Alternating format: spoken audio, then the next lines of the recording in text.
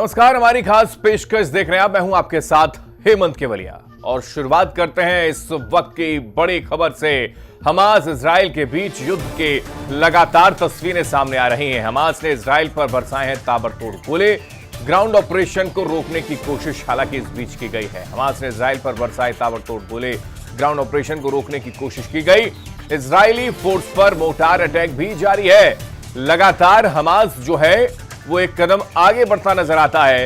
Israel को चौतरफा घेरने का प्रयास लगातार होता नजर आ रहा है। इस बीच एक और बड़ी खबर का रुख करते हैं। उत्तरी गाजा में इजराइल को नुकसान, आईडीएफ के 4 और सैनिकों की मौत की खबर सामने आ रही है। हमास से आमने सामने की जंग में मौत की सूचना मिल रही है। तो आमने सामने की जंग में 4 जो सैनिक हैं उनके मारे जाने की खबर। जंग में अब तक 320 जो सैनिक हैं आईडीएफ के वो शहीद हो गए। हमास का दावा है कि 25 आईडीएफ सैनिक और मारे गए। और इस बीच एक और बड़ी खबर का रुख करते हैं। हमास ने इजरायली सेना पर किया है हमला। हमास ने आईडीएफ को 2 टैंकों को तबाह कर दिया। आईडीएफ के 2 टैंक वहां पर थे जिनको तबाह कर दिया गया है, ऐसी सूचना मिल रही है। गाजा में मोर्टार शेल से ये टैंक उड़ा दिए गए हैं। हमास लगातार आगे बढ़ चला है। ग्राउंड ऑपरेशन के दौरान ये टैंक उड़ाए गए। हमास और आईडीएफ में आमने सामने की भिड़ंत इस वक्त और ज्यादा तेज होती नजर आ रही है। एक तरफ कूटनीतिक चाल, वहीं दूसरी तरफ ग्राउंड लेवल पर भी लगातार हमास जो है एक कदम आगे इजराइल से नजर आ रहा है। लेकिन हमास की सुरंगी इस वक्त जो स्थिति बनी हुई है, मुश्किल जैसे हालात आईडीएफ के सैनिकों को लेकर भी बने हैं ग्राउंड लेवल पर। इस बीच एक और बड़ी खबर का रुख करते हैं। हमास की सुरंगों पर इजराइल का बड़ा हमला हो गया।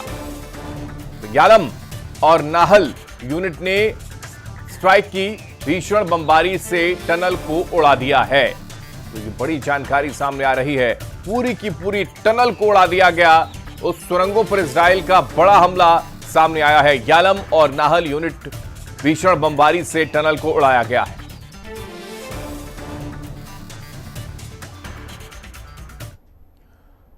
तो हमास की ओर से लगातार हमले हो रहे हैं। इजराइल अपनी लगातार चाल चल रहा है, लेकिन उन तमाम चालों को फेल करने की कोशिश हमास करता नजर आता है। न केवल अटैक करके, बल्कि यह भी एक स्थिति बनी हुई है कि कूटनीतिक चाल भी लगातार उसकी जारी है। चाहे ईरान का सपोर्ट का जिक्र किया जाए या फिर खुद हमास के बड़े अधिकारियों की ओर से अमेरिका को लेकर धमकाया जाए। तो कोई भी इजराइल के खिलाफ हमास के समर्थन का ऐलान दरअसल कई देशों की ओर से किया गया है। स्थिति ऐसी निकलकर सामने आई, कई फ्रंट से जंग शुरू होने की संभावना। 7 अक्टूबर को जो हमला किया गया था हमास की ओर से इजराइल पर, उसके लगातार रिएक्शन जरूर आ रहे हैं। लगभग 1 महीना पूरा होता हुआ नजर आता है, लेकिन उसके बावजूद भी हमास और इजराइल के बीच की युद्ध की जो तस्वीरें हैं वो रुकती नजर नहीं आ रही। और ऐसे में एक तरफ हमास की ओर से जो एक बड़ी धमकी अमेरिका को लेकर दी गई है, वो और ज्यादा मुश्किलें पैदा करता है। यूएसएसआर जैसी स्थितियां दरअसल बन जाएंगी, ये जिक्र किया जा रहा है हमास की ओर से।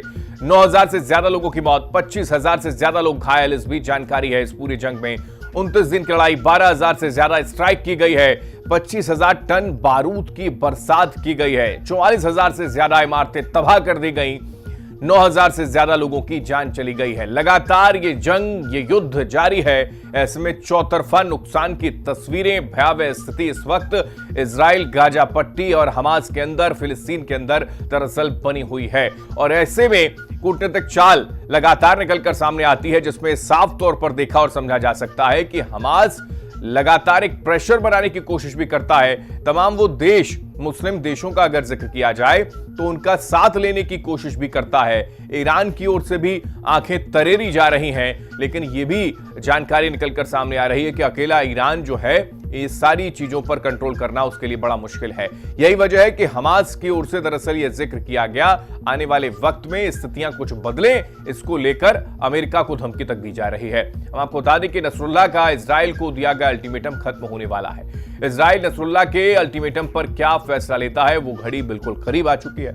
इजराइल नसरुल्लाह को मिटा देगा या फिर समझौता करेगा, यह बड़ा सवाल बना है। रिपोर्ट दिखाते हैं। हमास इजराइल के बीच युद्ध का मैदान बड़ा होता जा रहा है। इजराइल जिस मकसद से युद्ध में रणनीति के साथ उतरा था, शायद इजराइल की वो रणनीति अब धराशायी होती नजर आ रही है, क्योंकि इजराइल 1 नहीं, 2 नहीं, 3 नहीं, बल्कि चारों तरफ से घिरा हुआ है। हमास पर हमले से पहले शायद इजराइल का मंसूबा होगा कि वो चंद ही दिनों में हमास पर कुछ बड़े हमले करके वो रणभूमि को जीत लेगा। लेकिन ऐसा नहीं हुआ है। जिस हमास को इजराइल ने बहुत हल्के में आंका था, वो इजराइल की सोच से भी खतरनाक निकला, जिसकी एक तस्वीर इजराइल पहले ही यानी 7 अक्टूबर को देख चुका है। क्योंकि जिस इजरायली खुफिया एजेंसी मोसाद को सबसे खतरनाक माना जाता है, हमास ने हमला करके उसको फेल कर दिया। अब जरा ये समझ लीजिए कि हमास इतना खतरनाक कैसे हुआ। 1.5 लाख लड़ाकों का ये संगठन इजराइल की इतनी बड़ी फोर्स के काबू में आने को तैयार नहीं है। हमास के कंधे पर हाथ। हमास की सबसे बड़ी ताकत ईरान है। हमास तो बस मोहरा है, ईरान चेहरा है। हमास का सबसे बड़ा मददगार ईरान है। ईरान खुद इजराइल से जंग नहीं लड़ना चाहता। ईरान ने जंग के लिए हमास को आगे कर दिया। ईरान ने हमास के लड़ाकों को हथियारों की सप्लाई की। ईरान के हथियारों के दम पर हमास मैदान में डटा है। हमास इजरायली सेना के वार पर पलटवार कर रहा है। हमास की कमर तोड़ने के लिए इजरायली फोर्स लगातार आगे बढ़ रही थी। सुपर पावर के हथियार थामे सुरंगों तक पहुंच गई थी। इजरायली प्रधानमंत्री ने ऐलान कर दिया था कि अब हमास को मरना होगा या सरेंडर करना होगा। तब लगने लगा था कि हमास की कमर टूट जाएगी, लेकिन उस समय तक ईरान अपना जाल बिछा चुका था। इधर इजरायली हमास पर अटैक कर रहे थे, उधर लेबनान, यमन और सीरिया से इजराइल के शहर पर बमबारी होने लगी। यानी इजराइल अब चारों तरफ से घिर गया। इजराइल के लिए जाल बुनने वाला ईरान आखिर क्या चाहता है? इजराइल से सीधी टक्कर नहीं लेना चाहता ईरान। इजराइल से सीधी टक्कर विश्व युद्ध करा सकती है। लंबे समय तक युद्ध चलने से ईरान को नुकसान होगा। ईरान ने चरमपंथी गुटों को लड़ने के लिए आगे किया। अरब दुनिया में शहंशाह बनना चाहता है ईरान। अब युद्ध में हिजबुल्लाह संगठन के प्रमुख नसरुल्लाह की खुली एंट्री के बाद नया मोड़ आ गया है। हमास इजराइल के बीच शुरू हुई इस जंग ने दुनिया को बर्बादी के मुहाने पर लाकर खड़ा कर दिया है। ब्यूरो रिपोर्ट, हिंदी खबर। लगभग 1 महीने का वक्त हो चला है और ऐसी स्थिति है कि ये युद्ध किस ओर जाएगा। तीसरे विश्व युद्ध की आहट भी लगातार निकलकर सामने आती है जब इस तरीके की धमकियां दरअसल दी जाती हैं। इसी पर चर्चा करने के लिए, विश्लेषण करने के लिए हमारे साथ कुछ खास मेहमान हैं, उनका तारुफ करवा देते हैं। कर्नल विवेक शर्मा जी रिटायर हमारे साथ जुड़ गए हैं रक्षा विशेषज्ञ के तौर पर। विवेक शर्मा जी, बहुत स्वागत है कर्नल साहब। कमांडर भूषण दीवान जी हमारे साथ हैं, रिटायर्ड रक्षा विशेषज्ञ के तौर पर हमारे साथ जुड़ गए हैं। कमांडर भूषण दीवान जी, आपका बहुत स्वागत है। भूषण दीवान जी, शुरुआत आप ही से कर रहा हूं। फिलहाल 29 दिन आज हो गए, लेकिन कहां किस तरीके से ये स्थितियां निकलकर सामने आएंगी, ये समझ से थोड़ा सा परे होता नजर आता है। क्योंकि एक तरफ ये जिक्र किया जा रहा था कि माकूल जवाब इजराइल की ओर से दिया जाएगा, जवाब लगातार दिए जा रहे हैं, लेकिन हमास की जो शक्ति है वो कम होती नजर नहीं आती। लगातार काउंटर अटैक सामने आ रहे हैं। अब आईडीएफ के कई जवानों को मारा गया। हेमंत जी, सारी बात एक ही चीज पे अटकी हुई है क्या कि कितनी जल्दी से, कितने प्रभावी तरीके से आईडीएफ जो इजरायली डिफेंस फोर्सेस हैं, इनके सुरंगों को, गाजा स्ट्रिप पे सुरंगों को निस्तनाबूद कर पाती हैं। मैं क्या समझता हूं, शुरुआती से उनको सफलता मिल गई है। स्पेशल यूनिट्स आईडीएफ की कई सुरंगों को बर्बाद कर चुकी है और सप्लाई कट ऑफ करके वहां पे एक्सप्लोजिव प्लांट कर रही है। तो धीरे धीरे ये चीज आगे बढ़ेगी, तो उसके बाद ही समझेगा कि इजराइल ने पूरी स्थिति पे काबू पाया कि नहीं। हाँ, एक बात। हाँ, दूसरी बात, जो हिजबुल्लाह का पॉइंट था, ये खतरा काफी था कि हिजबुल्लाह के कल जो लीडर नसरुल्लाह ने जो भाषण दिया है, उससे चीज को बहुत, उसमें आग सुलगाने का काम करेगा। कोई उसने बहुत बड़ी बात नहीं की, तो ये तो अच्छी बात है कि बहुत बड़ी बात नहीं की। तीसरी बात, रशिया का जो हिसाब है, रशिया का हिसाब क्या है? चोर को बोलो चोरी कर, सिपाही को बोलो पकड़ ले। वो गाजा को, वहां फिलिस्तीन को एड भी दे रहा है, ऊपर से SA-22 मिसाइल भी सीरिया के थ्रू हिजबुल्लाह को दिलवा रहा है। हाँ। और उनका चेचन हेड जो है वो रमजान, वो भी इनको सपोर्ट कर रहा है, हमास को, फिलिस्तीनियंस को। तो वो मतलब सभी चाहते हैं दोनों तरफ चित भी मेरी पट भी मेरी रहे। अमेरिका ये नहीं कर रहा है। अमेरिका ने कहा है इजराइल से, हाँ, आप युद्ध विराम करें, पर ये सवाल ही नहीं। अगर युद्ध विराम इजराइल अभी करता है तो सारा उनका जो एडवांटेज मिला है हमास को दबोचने का, वो खत्म हो जाएगा। इसलिए इजराइल तो मानेगा नहीं। और इजराइल पे एक ये और बड़ा भारी तोहमत लगाई गई है कि आपने एम्बुलेंसेस के ऊपर अटैक कर दिया। हाँ। बड़ी साफ बात है, एम्बुलेंस की आड़ में ये हमास के इलाके टेररिस्ट उसके अंदर थे, तो करना पड़ता है, वो किया गया है। तो इसलिए अगले हफ्ते में देखा जाएगा क्या होता है कि कहां तक गाजा की टनल्स जो है वो न्यूट्रलाइज कर पाता आईडीएफ। बिल्कुल, लेकिन इस बीच अमेरिका को भी हमास की ओर से जो ललकारा जा रहा है वो किस दिशा में जाएगा? मैं लौटूंगा, हमारे साथ विवेक शर्मा जी भी हैं, मैं भूषण जी आपके पास आऊंगा। कर्नल साहब, ये जो ललकार है, सीधा अमेरिका को कह दिया जो सोवियत संघ का हाल हुआ वैसा आपका ना हो जाए, थोड़ा समझ जाइए। अभी जी अगर देखें तो हमास की अगर मिलिट्री पावर देखें तो इजराइल के मुकाबले में बहुत कम है। अभी सिर्फ हमास को एडवांटेज जो कैजुअलिटीज आईडीएफ की हुई है उसका कारण ये है कि ये लड़ाई बिल्ट अप एरिया में है। हाँ। और बिल्ट अप एरिया में वो एम्बुश कर सकते हैं, एंटी टैंक वेपन से उसके टैंक डिस्ट्रॉय कर सकते हैं, आईडी लगा सकते हैं, बीबीजीएफ लगा सकते हैं। लेकिन अगर हम ये कहें कि किसी भी हालत में इजराइल और हमास का कंपैरिजन वो करना मेरे हिसाब से ठीक नहीं होगा।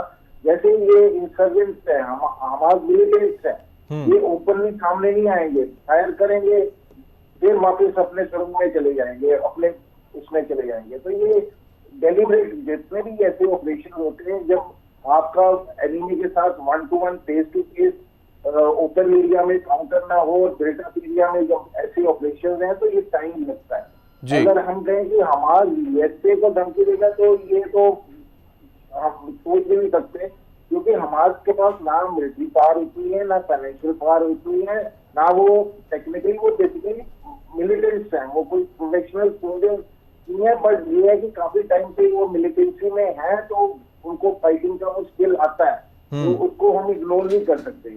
जहां तक बाकी के कंट्रीज का उसको हमास को सपोर्ट करने का है तो वो वहीं तक करेगा जब तक वो खुद डायरेक्टली इस लड़ाई के अंदर नहीं इन्वॉल्व होता। अगर आपने देखा हो कि हिजबुल्लाह का भी उन्होंने भी कहा है कि हम एक्टिवली इन्वॉल्व होंगे, और क्या उनके मिलिटेंट्स हमास की सपोर्ट करने गाजा में आए हैं? वो सिर्फ टेक्निकल उनको सपोर्ट कर सकते हैं, उनको एम्यूनिशन दे सकते हैं, आर्म दे सकते हैं और कुछ हद तक थोड़े से एलिमेंट जा भी सकते हैं। लेकिन किसी भी ढंग से इजराइल इसको कवर कर लेगा, इसको हमास को खत्म कर लेगा। It will take time, it will take maybe 1 month more. लेकिन ये है कि अभी सब कह रहे हैं कि सीज फायर होना चाहिए, लेकिन क्या इजराइल सीज फायर कर सकता है जब उसके खुद के 240 नागरिक हमास के अंडर है? हाँ। किस विषय से, किस अथॉरिटी से हमास कह रहा है कि सीज फायर कर लो, या पैलेस्टीन के जो बाकी लोग हैं वो ये तो खैर यूएन तक का जिक्र, यूएन की ओर से भी जिक्र कर दिया गया, हालांकि उसको मानने से इनकार इजराइल ने कर दिया। विवेक जी। हाँ जी, अब वो तो प्रेसिडेंट यूएसए ने भी कहा है कि आप टेम्परेरी पॉज करो ताकि ये सिविल एड जा सके, जो हमास की जो पैलेस्टीन में है कुछ ना कुछ एड पहुंच सके। लेकिन इजराइल ने एकदम साफ तौर पर मना कर दिया कि जब तक हॉस्टेज वापस नहीं होते तो ना सीज फायर होगा ना टेम्परेरी पॉज होगा। और मेरे हिसाब से इजराइल अपने प्रिंसिपल्स के लिए सही है, क्योंकि उसके लिए उसके नागरिक, उसकी देश की जो रेपुटेशन है, अटैक हमास ने किया था, इजराइल ने गाजा में नहीं अटैक। बिल्कुल बिल्कुल बिल्कुल। किस विषय से इजराइल कह देगा कि ठीक है अभी आप सीज फायर कर दो और अभी आप सिविल एड जाने दो? ये मुमकिन नहीं है जब तक हॉस्टेज नहीं होते। बिल्कुल, मैं लौट रहा हूं। भूषण दीवान जी, क्या लगता है आपको, क्योंकि दरअसल दो भागों में गाजा को बांट दिया गया, उत्तरी और दक्षिणी कर दिया गया। उसके बाद फिर हमने देखा है कि जैसा कि आपने भी जिक्र किया, एम्बुलेंस पर भी अटैक किए गए, कई सुरंगें बनाई हुई हैं, उनको तबाह करना बड़ा जरूरी है, नहीं तो वहीं से इस तरीके की स्थितियां बनी हुई हैं कि नुकसान इजराइल को होगा। तो क्या लगता है, वाकई ये स्थिति है कि बहुत जल्द इन पर काबू पा लिया जाए, क्योंकि ग्राउंड पर तो सेना उतरी है, अब आईडीएफ के जवान तैनात हैं?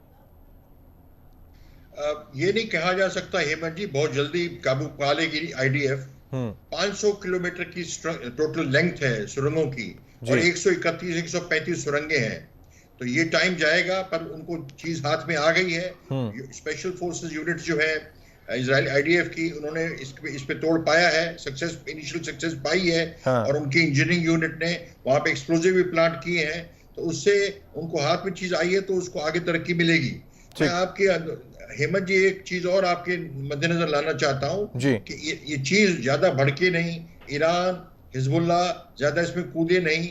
आपको पता है 2 American battle aircraft carrier battle groups east Mediterranean में एक्सरसाइज कर रहे हैं और 28 वॉरशिप्स हैं और 11,000 नौसैनिक हैं।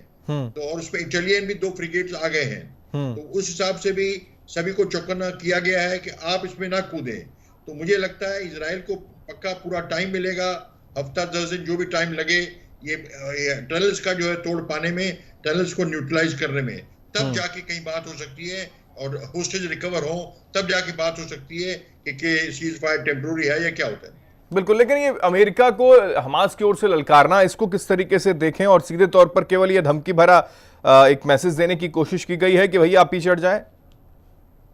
बिल्कुल हेमंत जी, ये गीदड़ बबकी है, बात साफ नजर आ रही है। हमास प्रेशर में आ रहा है, हमास बैकफुट पे जा रहा है, और ये धमकी देना और बड़े बड़े ये उनके पुराना कारनामे हैं। उनके पास इतनी डेप्थ नहीं है कि वो इजराइल के सामने खड़े हो सके, अमेरिका के सपोर्ट से जो हो रहा है काम सारा। तो ये इस धमकी का कोई मतलब नहीं है। अब सुन लिया कल हमने नसरुल्लाह ने क्या कहा, पूरी दुनिया 6 घंटे तक वेट कर रही थी कि नसरुल्लाह कहेगा तो न्यूक्लियर वॉर शुरू हो जाएगा, और क्या हुआ? टाइम फिक्स, ऐसा कुछ नहीं है। अभी भी टू अर्ली है कहना, अभी भी हिजबुल्लाह कुछ कर दे, जानते नहीं है। नहीं, लेकिन ये एक जो ये कूटनीतिक जो दबाव की स्थिति होती है कि कहा जाता है कि मॉस्को चले गया हमारा प्रतिनिधिमंडल मिलने के लिए, बीजिंग गया प्रतिनिधिमंडल मिलने के लिए हमास का, ये जो प्रेशर पॉलिटिक्स है, इसको कैसे समझें? हेमंत जी, ये तो वॉर में होता ही है कि हवा बनाई जाती है ताकि, और हवा बनाना भी काम होता है। हो सकता है झटके में सक्सेस भी हो जाए, हो सकता है रूस सपोर्ट ही कर दे, हो सकता है चीन सपोर्ट ही कर दे, दोनों चीज होती है। तो ये तो करते रहते हैं और कर रहे हैं, पर इससे बात ये असल ताकत जो है, और रूस और चीन भी पूरे पुरजोर तरीके से इसमें घुसेंगे नहीं। हालांकि खबरें साफ आ रही हैं कि चीन पीछे से उकसा रहा है कि आप लड़ते रहो, चिंता मत करो, युद्ध बहुत तैयार है उनके, तो वो वहां तो प्रैक्टिस चल रही है। तैयार है, पर वो देखिए, ये मेरी समझ में हेमंत जी ये जबानी जमा खर्ची है। क्योंकि अभी तक ये ईरान ने इतनी शोर मचाया, कुछ नहीं किया आगे।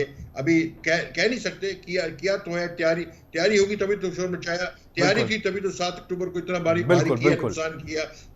तैयारी थी, 2 साल तक सुरंगें बना रहे हैं, पर उनकी डेप्थ इतनी नहीं है कि इसको खड़ा हो जाए। तो बड़ी अच्छी बात है कि आगे ना बढ़ पाए चीजें, और ये 10 दिन में सब खत्म हो जाए। ठीक है विवेक जी, लेकिन कुछ बड़ा करने की सोची इस बार हमास ने, ऐसा लगता नहीं है, क्योंकि 7 अक्टूबर को प्लानिंग के साथ ये पूरा घटनाक्रम को अंजाम दिया जाता है। एक के बाद एक रॉकेट कई हजारों में दाग दिए जाते हैं। जैसा किसी के दीवान साहब भी कर रहे थे कि ईरान का इन्वॉल्वमेंट है, औपचारिक तौर पर ना हो, अनौपचारिक तौर पर जरूर है, इसमें कोई दो राय नहीं। रशिया और चाइना जैसी ताकतें भी लगी हुई हैं। तो क्या इस बार नेट टू नेट फाइट देने की जो कोशिश है, करो या मरो वाली स्थिति में इस वक्त हमास का संगठन? हेमंत जी, इसमें कोई दो राय नहीं है कि जो 7 अक्टूबर को हुआ ये एक टेक्निकल और एंड फेलियर था इजराइल का, इसमें कोई दो राय नहीं है। लेकिन उस फेलियर के बाद, जब इनिशियल कैजुअल्टीज होने के बाद, उनके जब 240 हॉस्टेज हमास लेने के बाद, अगर उसके बाद हम कहें कि उसके बाद अगर हम कहें कि हमास अपर हैंड में आ जाएगा, तो वो मुमकिन नहीं है। कारण इनिशियली अगर हम 1948 से भी देखें, जब भी इजराइल के ऊपर लड़ाई हुई है, तो इनिशियली कुछ 2-3 दिन, 4-5 दिन इजराइल पीछे बैकफुट में हुआ है। लेकिन उसके बाद उसने जिस हिसाब से रिटेलिएट किया है, तो उसने काफी कंट्रीज को एक साथ जब उनके ऊपर हमला किया था, तब भी उन्होंने सब कंट्रीज को 6 डेज वॉर, हम सबको मालूम है, भूले नहीं है उस चीज का। तो अभी ये जो अभी कह रही है कि हमास के रशिया के पास जा रही है, अभी आपने देखा होगा कि रशिया ने डिनाई कर दिया कि उसका जो वाग्नर ग्रुप है वो किसी भी तरह से हमास को एडी वेपन नहीं दे रहा था। तो कल की खबर था कि यूएस जो वॉल स्ट्रीट जर्नल है, उन्होंने ये पब्लिश किया था कि हमास को एडी वेपन रशिया सप्लाई कर रहा है, लेकिन रशिया ने डिनाई कर दिया। दूसरी तरफ अगर आप देखें कि जब थाईलैंड में हमास के जो लीडर मिले, थाईलैंड लीडर से हमास के लीडर मिले, तो थाईलैंड ने एक चुप आवाज में बोल दिया कि उनके जो 23 हॉस्टेज हैं वो सब मुस्लिम हैं। वो उसने बोल दिया कि हम कोई आपके साथ बार्गेनिंग नहीं कर रहे, कोई आपके साथ डीलिंग नहीं कर रहे, आप इनको छोड़िए और जल्दी छोड़िए। तो अभी जो हमास के ऊपर प्रेशर जो बाकी भी कंट्री हॉस्टेज है उनको छोड़ने का भी है, और बाकी जो इजराइल के हॉस्टेज है वो तो इजराइल ने छुड़वाना ही है। उसके बिना अगर हम कहें कि किसी भी तरह से कोई शांति का तरफ चले जाएगी गाड़ी, उसमें नामुमकिन है। तो बिल्कुल, बिल्कुल। इस जगह पर टेम्परेरी पॉज करना है लड़ाई में, हाँ। तो सबसे पहले हमास को हॉस्टेज रिलीज करने पड़ेंगे, उसके बाद ही कोई टेबल पर बात होगी। बिल्कुल, टेबल पर बात होने वाली स्थितियां अभी नजर फिलहाल तो नहीं आती। मैं दीवान साहब किस तरीके से फिलहाल देखें, क्योंकि हमने देखा मुस्लिम देशों की ओर से एक स्थिति ऐसी बन रही थी कि इजिप्ट हो, जॉर्डन हो, वहां से एक आवाज बुलंद हो रही थी और शायद गाजा में जाकर और पूरा सपोर्ट हमास को करने की स्थितियां नजर आ रही थी। इजराइल के लिए थोड़ी सी मुश्किलें चौतरफा बढ़ती नजर आ रही थी, लेकिन अभी वो चीजें थोड़ी सी डाउन नजर आ रही हैं। लेकिन वहीं एक वजह यह भी, क्या इसको आप जोड़कर देखते हैं कि एक तरफ पाकिस्तान के अंदर अफगानिस्तानियों को, जो रिफ्यूजीज हैं, उनको बाहर निकाला जा रहा है, बॉर्डर्स पर वो लाखों की संख्या में तैनात हो गए हैं, वहां पर उनको निकालने की कोशिश हो रही है, और फिर ये एक प्रेशर मेंटली बढ़ रहा है कि भाई मुसलमान देशों में मुस्लिमों को लेकर क्या स्थिति बनी हुई है। अहमद जी, आपने बहुत अच्छा सवाल किया जी। ये जो ईरान के मन में जनून है कि मैं मुस्लिम वर्ल्ड का आका बन के उभरूं, हाँ, ये जनून जो है ये भी खत्म हो जाएगा अगर ये चीज इजराइल हमास को पूरी तरह दबा दिया जाता है। तो मिडिल ईस्ट की पूरी पॉलिसी, पूरा लबोलबा, पूरा हिस्सा, पूरा चाल और चरित्र एकदम नया बनेगा, जिसमें ये आतंकवादी जो है दबाए जाएंगे। हाँ। और जो आप कह रहे हैं पाकिस्तान में हो रहा है, वो भी आपने देखा मियांवाली एयरबेस में अभी भी वो टीजेपी के जो वो उनको अटैक कर रहे हैं। बिल्कुल। तो वो बात तो सब बड़ी साफ है। ये तो कहते हैं हमास की चार्टर में सबसे पहला पॉइंट है हर जू को मार देना है दुनिया में, इजरायली नहीं, हर जू को। हाँ। इनका तो ये चार्टर है ही। हाँ। और क्या है, आप ये अगर आप इतिहास उठा के देखें तो यमन में यमन के साथ लड़ाई सऊदी ने बमबार्डबारी की, तो सुन्नी शिया आपस में लड़ते रहते हैं, तो मुसलमानों ने मुसलमानों को बहुत मारा है। ये खत्म होने वाला नहीं है। तो सारा 26 देशों का एक ब्लॉक बन जाए और ईरान उनका मुखिया उभर के आ जाए, ये ना नौमन तेल होगा ना राधा नाचेगी। पर ये बड़ी भारी बात है कि इजराइल जी इस विक्ट्री में हमास की तरह वहां पे गड़ा हुआ है, वहां पे सुरंगों में, और इजराइल इनको दबा पाएगा तो इस पूरा खाका, आतंकवाद का खाका काफी दबा एक मैसेज संदेश जाएगा कि आतंकवाद दुनिया में बंद होना चाहिए, और बंद होगा और चलेगा नहीं, मार खाएंगे ये लोग। बिल्कुल, ये बड़ी अच्छी चीज उभर के आएगी।